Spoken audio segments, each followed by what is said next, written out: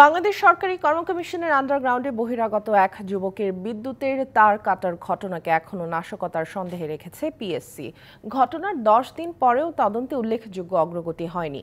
প্রতিষ্ঠানটির কর্মকর্তারা বলছেন, সরকারি কর্ম কমিশনের সংরক্ষিত গুরুত্বপূর্ণ তথ্য ও বিভিন্ন পরীক্ষায় নিয়োগপ্রাপ্ত ব্যক্তিদের ডেটা বিনষ্ট করার চেষ্টাও হতে পারে। এটি সতর্ক থাকতে তথ্য আর্কাইভ করা সহ বাড়ানো হয়েছে নিরাপত্তা।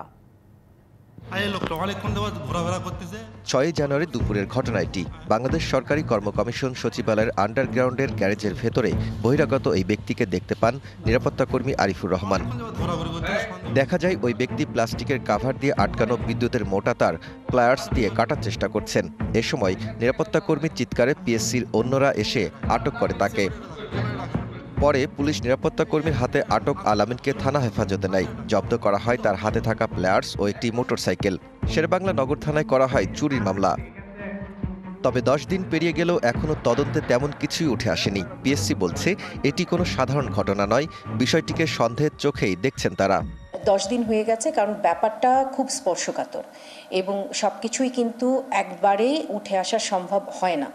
তো আপাতত ওনারা আমাদের সাথে যোগাযোগ করছেন, আমাদের সাথে যোগাযোগ আছে এবং অগ্রগতিও তারা আমাদের কাছে প্রকাশ করেছেন, যে কারণে আমাদেরও তদন্ত রিপোর্টটা আসবে 2-1 দিনের ভেতরে আমাদের হাতে চলে আসবে ইনশাআল্লাহ, এবং তাদেরটাও মিলিয়ে আমরা পরবর্তী পদক্ষেপগুলো গ্রহণ করব। পিএসসি একটি কেপিআই এলাকা হয়, কিভাবে আলামিন সেখানে প্রবেশ করলো এ নিয়ে উঠেছে প্রশ্ন। রহস্য উদ্ঘাটনে নেওয়া হয়েছে নানামুখী উদ্যোগ। তিনি এসেছিলেন একটা অত্যন্ত দামি মোটরসাইকেলে করে, এবং সে যদি চুরির কিছু থাকতো সেখানে তো গ্যারাজে যেখানে এসি ইলেকট্রিসিটি কানেকশন আছে সেখানে তারা আসতেন না।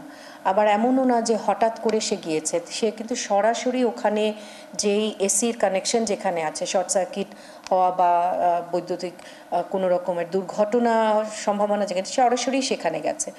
তারা আরও বলেছেন, এ ঘটনায় প্রতিষ্ঠানটির কেউ জড়িত কিনা তাও দেখা হচ্ছে। সচিবালয়ের আগুনের ঘটনার গুরুত্ব বিবেচনায় তদন্ত করছে গোয়েন্দা সংস্থাও। Daud Khan, DBC news, Dhaka.